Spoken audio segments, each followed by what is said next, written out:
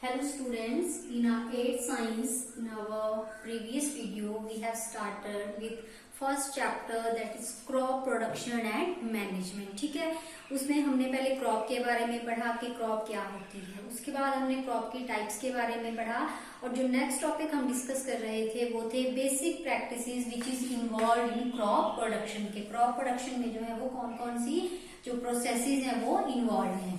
तो आगे ये वेरियस प्रोसेसेस जो है वो लिखी हुई हैं, जिसमें फर्स्ट थी हमारी प्रेपरेशन ऑफ सॉइल, जिसमें हम सॉइल को प्रिपेयर करते हैं किस चीज के लिए, सोइंग के लिए, कि हम उसमें जो है वो सीड लगा सके। तो प्रेपरेशन ऑफ सॉइल में हम सॉइल को लूज करते हैं with the help of various agricultural implements just like are plough, hoe and cultivator. Second one was sowing. Sowing में हम पहले क्या करेंगे, सिलेक्शन ऑफ हेल्दी सीड, उसके लिए एक्टिविटी थी, ग्लास में पानी लिया, सीड डाल दिए, जो सिंक कर जाएंगे विच आर हेल्दी सीड्स, और जो फ्लोट करेंगे उसको हम डिस्कार्ड ऑफ कर देंगे। ठीक है, तो सोइंग में भी हम सीड ड्रिल या फनल शेप स्ट्रक्चर की वजह से क्या करेंगे, सीड को सो करेंगे। उसके बाद नेक्स्ट टॉपिक था हमारे पास एडिंग मैन्योर एंड फर्टिलाइजर। अब सीड को ग्रो करने के लिए जो वो न्यूट्रिएंट्स चाहिए, तो वो न्यूट्रिएंट्स मिलेंगे मैन्योर और फर्टिलाइजर से। तो तीन जो टॉपिक थे वो हमने अपनी लास्ट वीडियो में जो थे वो डिस्कस कर दिए। रेस्ट ऑफ बचते हैं irrigation, weeds production, harvesting and storage. ठीक है, तो आज हम ये जो है वो डिस्कस करेंगे। तो फोर्थ वन इज इरिगेशन। अब आपको पता है कि कोई भी लिविंग बीइंग्स है उसको ग्रोथ के लिए जो है वो पानी की हेल्प चाहिए। तो अब हम जैसे सीड लगा रहे हैं, हमने उसमें मैन्योर भी ऐड कर दी, उसको न्यूट्रिएंट्स मिलना जो है वो स्टार्ट हो गई। लेकिन अगर उसको पानी नहीं मिलेगा तो जो हमारी क्रॉप है वो ग्रो नहीं कर पाएगी, वो क्या हो जाएगी, ड्राई हो जाएगी। ठीक है, the supply of water to the crop. Supply देनी है हमने किस चीज की, वाटर की। ठीक है, अपनी क्रॉप को जो हम सप्लाई दे रहे हैं पानी की, ताकि जो हमारी क्रॉप की जो वाटर के लिए नीड है वो पूरी हो सके, उसको हम क्या कहेंगे, इरिगेशन। तो इरिगेशन में भी हम क्या करेंगे, डिफरेंट मेथड्स का यूज करेंगे जिससे हमारी जो क्रॉप है उसको पानी मिलेगा। तो उसमें हम modern method, that is first one is sprinkler method and second one is drip method. ये दो मेथड जो है वो हम इरिगेशन में डिस्कस करेंगे। ठीक है, तो स्प्रिंकलर मेथड, स्प्रिंकल करना होता है छिड़काव करना। ठीक है, तो जो स्प्रिंकलर मेथड है वो कहाँ यूजफुल है, जो अनइवन लैंड है, जो उबड़ खाबड़ लैंड है। उबड़ खाबड़ मीन्स इस तरह की जो लैंड है, ये इवन लैंड है, ये अनइवन लैंड। तो ये जो स्प्रिंकलर मेथड है ये अनइवन लैंड में जो है वो बहुत यूजफुल है, जहां पानी की सफिशियंसी जो है वो ना हो, जहां पानी अवेलेबल ना हो। ठीक है, तो इसमें क्या होता है, मोटर है मान लीजिए, ठीक है, यहाँ से हम पानी, इसमें पानी है, यहाँ से हम पानी प्रोवाइड करेंगे।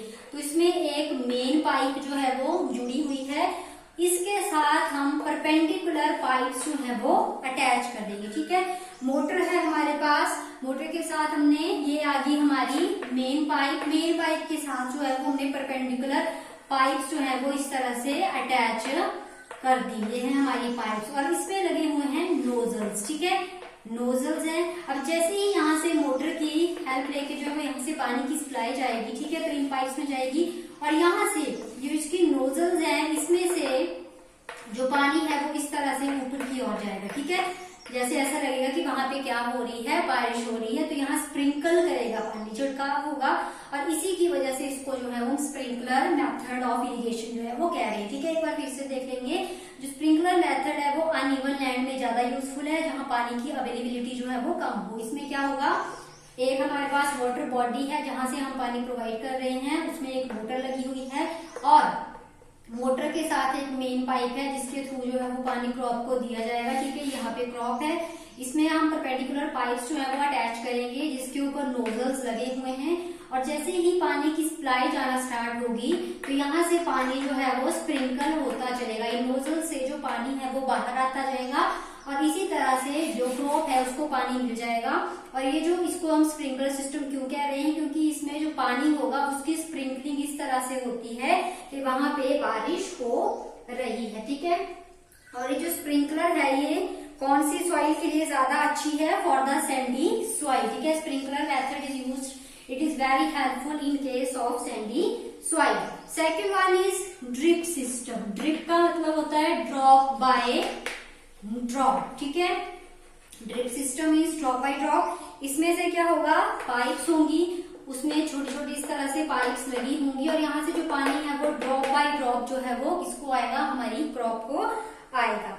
इसमें एक तो मेन चीज है कि वाटर जो है वो ड्रॉप बाय ड्रॉप फॉल करेगा, कहाँ, at the position of roots. Roots की पोजीशन में जो है पानी ड्रॉप बाय ड्रॉप जाएगा, इसीलिए इसे ड्रिप सिस्टम कह सकते हैं, ठीक है। और ये जो बेस्ट टेक्निक है ये किसके लिए, जो हमारे फ्रूट प्लांट्स हैं, ऐसे प्लांट जो फ्रूट्स देते हैं, या हमारे गार्डन्स हैं या हमारे ट्रीज हैं, उसके लिए जो है वो ड्रिप सिस्टम जो है वो बहुत ही ज्यादा इंपॉर्टेंट है, ठीक है। तो इसमें मैंने यही था कि इसमें पानी ड्रॉप बाय ड्रॉप जाएगा, पोजीशन ऑफ रूट्स पे पानी जाएगा। And third one is the best technique for fruit plant and garden and trees. और इसमें जो है वो पानी की वेस्टेज जो है वो जरा भी नहीं होगी, क्यों, क्योंकि पानी जो है वो ड्रॉप बाय ड्रॉप जाएगा, ठीक है। और जहां मान लो कि जहां पानी की कमी है, ऐसे बहुत से ऐसे रीजन है जहां की पानी की अवेलेबिलिटी जो है वो बहुत कम है, तो उनके लिए तो ये एक वरदान है ये वाला मेथड, क्योंकि पानी जो है वो ड्रॉप बाय ड्रॉप जाएगा और इसमें जो है वो पानी की वेस्टेज जरा भी नहीं होगी और हमारी क्रॉप की जो वाटर की नीड है वो भी कंप्लीट हो जाएगी, ठीक है। So that's all about irrigation. Irrigation के बाद हमारा जो नेक्स्ट पॉइंट आता है वो है वीड्स प्रोटेक्शन, ठीक है। वीड्स प्रोटेक्शन, तो पहले यहाँ पे इसमें हमें क्या करना है, अपनी क्रॉप्स को जो है वो वीड्स से प्रोटेक्ट करना है। तो पहले क्वेश्चन आता है कि व्हाट आर वीड्स, वीड्स क्या है, ठीक है। अब हम घर में कोई भी, जैसे मान लो कि फ्लावर ही लगा रहे हैं, ठीक है, तो फ्लावर जैसे हमने यहाँ पे फ्लावर लगा दिया, ठीक है, हमारा फ्लावर पॉट है, हमने फ्लावर लगा दिया, तो इसमें ऐसा नहीं कि सिर्फ हमारा फ्लावर ही ग्रो करेगा, इसमें कुछ और प्लांट्स भी इसके साथ ग्रो कर जाएंगे। तो सेम जैसे हम कोई क्रॉप लगाते हैं तो उसमें क्रॉप के साथ जो है वो बहुत सारे अनवांटेड प्लांट जो हमारे किसी काम के नहीं होते हैं वो भी उग जाते हैं। तो उसमें क्या, इसकी एक डिसएडवांटेज है, कोई भी हम जैसे मैन्योर दे रहे हैं, पानी दे रहे हैं, ठीक है, तो इसमें प्लांट्स के बीच जो है वो कंपटीशन हो जाता है, क्रॉप और इन अनवांटेड प्लांट्स के बीच में कंपटीशन हो जाता है। और कई बार क्या होता है कि ये वीड्स जो है वो अच्छे कॉम्पिटिटर साबित हो जाते हैं, ये सारी न्यूट्रिएंट सारे पानी को ले लेते हैं, खुद ग्रो करना स्टार्ट कर जाते हैं और हमारी जो क्रॉप है वो फेल कर जाती है ग्रो करने में। तो इसीलिए हमने अपनी क्रॉप को क्या करना है, बचाना है इन वीड्स से। वीड क्या है, these are the unwanted plant which grow along with the crop. तो हम उनको कैसे रिमूव करेंगे, वीडिंग से। Weeding, what is weeding, the removal of weed. इन वीड्स को जब हम रिमूव कर रहे हैं उसको हम कहेंगे वीडिंग, ठीक है। वीडिंग जैसे हम खुरपी की हेल्प से कर सकते हैं, weeding is done with the help of खुरपी। खुरपी की हेल्प लेके जो है वो हम उनको बाहर निकाल देंगे, ठीक है, निदाई करना जिसको बोलते हैं। तो हम अनवांटेड प्लांट को जो है वो क्रॉप से बाहर निकाल देते हैं। या फिर हम कुछ वीडीसाइड्स का यूज करते हैं। What are weedicides? These are the chemicals which are used to control the growth of weeds. ये कुछ केमिकल्स हैं जो वीड्स, अगर हम इनको स्प्रे करते हैं अपने खेतों में तो क्या होगा, ये वीड्स की ग्रोथ को जो है वो स्टॉप कर देते हैं। और इसका जो बेस्ट एग्जांपल है वो है 2,4-D। 2,4-D is the best example of weedicide, which is a chemical used to remove the weeds, which is used to remove the growth of the weed. Weeds की ग्रोथ को ये पूरी तरह से eradicate कर देता है, ठीक है। और वीडिसाइड जब भी हमने इन केमिकल्स को अपने खेतों में स्प्रे करना है तो हमें अपने हाथों में ग्लव्स पहनने चाहिए, हमें अपने नाक को जो है वो मास्क से ढकना चाहिए, क्योंकि ये कई बार हार्मफुल भी साबित हो जाते हैं, ठीक है। यही था weeds. Weeds are the unwanted plants which grow along with the crop. Weeding, the removal of weeds is called weeding, and weedicide are the chemical which are used to stop the growth of weeds, ठीक है। तो that's all about weeds protection. Next one, अब weed से हमने protection कर ली तो हमारी जो क्रॉप है वो क्या करना स्टार्ट किया, उसने फ्लोरिश करना, उसने ग्रो करना जो है वो स्टार्ट कर दिया। और एक टाइम ऐसा है कि हमारी जो क्रॉप है वो पूरी तरह से जो है ग्रो कर गई। तो नेक्स्ट टॉपिक हमारे पास आता है हार्वेस्टिंग। हार्वेस्टिंग का मतलब होता है क्रॉप को काटना, ठीक है। The cutting of crop after it is mature. जब हमारी क्रॉप जो है वो मैच्योर हो गई फिर हम उसकी कटाई करनी है, उस प्रोसेस को बोलते हैं हम हार्वेस्टिंग, ठीक है।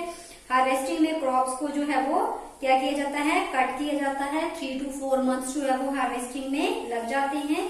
और हार्वेस्टिंग हम कैसे करते हैं, मैनुअली, हाथ से अगर हम करेंगे तो सिक्कल क्या होती है, दराटी, ठीक है, इस तरह का स्ट्रक्चर, इससे हम क्या करते हैं, फसल की कटाई करते हैं with the help of sickle. या फिर हम हेल्प लेते हैं मशीन की, मशीन जिसको हम कहते हैं, क्या कहते हैं उस मशीन को हम, हार्वेस्टर। हार्वेस्टिंग से ही हमने याद रखना है, हार्वेस्टर। तो हार्वेस्टिंग क्या हुई, it is the cutting of crop after it is mature. और कैसे करेंगे हम, with the help of sickle. अगर हम हाथ से कटाई कर रहे हैं तो हम सिक्कल की हेल्प लेंगे, या अगर हम मान लो कि लार्ज स्केल में अगर किसी ने क्रॉप ग्रो की है तो हाथ से हार्वेस्टिंग नहीं हो सकती, तो उसके लिए मशीन का यूज किया जाता है which is called harvester. What is harvester, it is a machine which is used for harvesting, ठीक है। तो हार्वेस्टिंग में हम क्या करते हैं, फिर हमारे पास हार्वेस्टेड क्रॉप होगी, मतलब हमने फसल की कटाई जो है वो कर ली। फिर क्या करेंगे हम, अब फसल की कटाई हमने कर ली तो ऐसा नहीं कि सिर्फ हमारे पास ग्रेन्स ही आएंगे, ग्रेन्स भी होंगे, उसमें साथ में काफ भी होगा, CHA भूसा, ठीक है। तो इसमें सीड्स आ गए यूजफुल जो हमें चाहिए, काफ भी भूसा जो हमें नहीं चाहिए। तो हम क्या करेंगे, जब हमने हार्वेस्टिंग कर ली फिर करेंगे हम उसकी थ्रेशिंग, ठीक है। तो थ्रेशिंग में हम क्या करेंगे, the separation of seeds of grain, इसमें हम सीड्स को जो है वो काफ से अलग कर देंगे। तो the process which separates the seed from the calf is called threshing. और थ्रेशिंग कैसे करेंगे हम, with the help of a machine which is called thresher, या फिर एक होता है कंबाइन, कंबाइन की हेल्प करके भी हम थ्रेशिंग करते हैं। कंबाइन जो हार्वेस्टर का भी काम करता है, साथ में वो थ्रेशर का भी काम करता है, ठीक है। और ऐसे फार्मर्स जिनके पास स्मॉल लैंड हो, मतलब उन्होंने थोड़ी ही फसल अगर उगाई है, क्रॉप उगाई है, तो वो क्या करेंगे, वो विनोइंग की हेल्प से भी थ्रेशिंग कर लेंगे, ठीक है। विनोइंग का आपने क्लास 6 में पढ़ा था, the separation of seeds from the calf with the help of wind का यूज करके वो क्या करेंगे, सीड्स को जो है वो काफ से अलग कर देंगे, वो भी क्या कहलाएगी, थ्रेशिंग कहलाएगी, ठीक है। क्योंकि इसमें हम क्या कर रहे हैं, जो सीड्स हैं उसको काफ से अलग कर रहे हैं। तो ये होगी हार्वेस्टिंग और थ्रेशिंग, ठीक है। तो उसके बाद जो हमारा नेक्स्ट टॉपिक और जो लास्ट टॉपिक आता है दैट इज अ स्टोरेज, ठीक है। अब हमारे पास जो सीड्स हैं वो आ गए, तो क्या होगा, जो फ्रेशली कट हम कोई भी क्रॉप करते हैं तो उसमें बहुत ज्यादा मॉइस्चर होता है, ठीक है। अब मॉइस्चर अगर किसी चीज में है तो उसपे इजिली जो है वो कोई भी माइक्रो ऑर्गेनिज्म है, बैक्टीरिया है, फंजाई है, वो एक्ट करेंगे और उस चीज को वो क्या कर देंगे, स्पॉइल कर देंगे, खराब कर देंगे। तो उसके लिए जरूरी है कि जब भी हम फसल काट रहे हैं तो उसको जो है वो प्रॉपरली स्टोर किया जा सके, ताकि हम उसको लंबे समय तक यूज कर पाए। क्योंकि अगर उस पर कोई भी बैक्टीरिया वगैरह अगर एक्ट कर जाते हैं तो वो स्पॉइल हो जाएगी, ठीक है। तो उसके लिए क्या करेंगे, हम पेस्टिसाइड्स का यूज करेंगे, कुछ केमिकल्स का यूज करेंगे, जैसे नीम लीव्स का हम यूज करेंगे, ताकि उसको हम प्रॉपरली स्टोर कर सकें, ठीक है। तो स्टोरेज में क्या करेंगे, हम प्रॉपरली स्टोर करेंगे अपनी अपनी क्रॉप को, जो भी हमारे पास आई है। इसमें बहुत ज्यादा मॉइस्चर होता है, तो मॉइस्चर को रिमूव करने के लिए हम क्या करेंगे, उसको ड्राई करेंगे सन में, धूप में हम उसको अच्छी तरह से सुखाएंगे, ताकि जो भी उसमें मॉइस्चर थोड़ा बहुत आ गया है वो रिमूव हो जाए और हमारी जो फसल है वो खराब ना हो। और सेकंड बताया कि पेस्टिसाइड, कोई भी जैसे रैट्स हैं या पेस्ट्स हैं, बैक्टीरिया है, फंजाई है, वो उस पर एक्ट ना करें, तो हम कुछ केमिकल्स का यूज, जिनको हम बोलते हैं पेस्टिसाइड्स, तो हम पेस्टिसाइड्स का भी यूज करेंगे, ताकि उसपे कोई पेस्ट जो है वो क्या ना करे, उसमें एंटर ना करे, उसपे ना लगे, ठीक है। और बड़े स्केल में अगर हम स्टोर कर रहे हैं तो साइलोस और ग्रेनरीज, ये क्या है, अनाज के भंडार हैं, जहां पे अनाज को क्या किया जाता है, स्टोर किया जाता है। तो यहाँ पे भी पेस्टिसाइड्स जो है वो स्प्रे किए जाते हैं, ताकि कोई भी पेस्ट, रैट और इंसेक्ट जो है वो उस पे ना करें अटैक। और मैनुअली घरों में हमने देखा है कि जो नीम लीफ है उनको सुखा के जो है वो फूड ग्रेन्स के बीच में मिक्स किया जाता है। और किस लिए किया जाता है, वो उसी बात के लिए कि कोई पेस्ट जो है वो उस पे अटैक ना करे, कोई माइक्रो ऑर्गेनिज्म जो है वो उस पे अटैक ना करे, ठीक है। तो यही थी हमारी basic practices of crop production. पहले हमने सॉइल को प्रिपेयर किया, उसको लूजन किया, उसके बाद हमने सीड्स को सो किया, उसके बाद हमने उसको न्यूट्रिएंट्स दिए in the form of manure and fertiliser, ठीक है। फिर हमने अपनी फसल को पानी दिया, इरिगेट किया उसको with the help of sprinkler system and drip system. उसके बाद हमने जब फसल ने ग्रो करना स्टार्ट कर दिया तो हमने उसमें क्या एंटर किए, वीडिंग की, हमने वीडिसाइड एंटर किए ताकि उसमें जो अनवांटेड प्लांट है वो ग्रो ना करे और वो सारे न्यूट्रिएंट्स जो है वो क्रॉप के ना ले जाएं, ठीक है। उसके बाद हमने क्या किया, हार्वेस्टिंग की, फसल की कटाई की, उसको थ्रेशिंग की, और लास्ट वन में हमने क्या किया, उसको स्टोर किया ताकि हम उसको लंबे समय तक जो है वो यूज कर पाए, ठीक है। तो इसी के साथ हमारा फर्स्ट चैप्टर कंप्लीट होता है। बाकी हम अपनी नेक्स्ट वीडियो में अपना next lesson that is microorganism a friend and foe जो है वो स्टार्ट करेंगे। Thank you.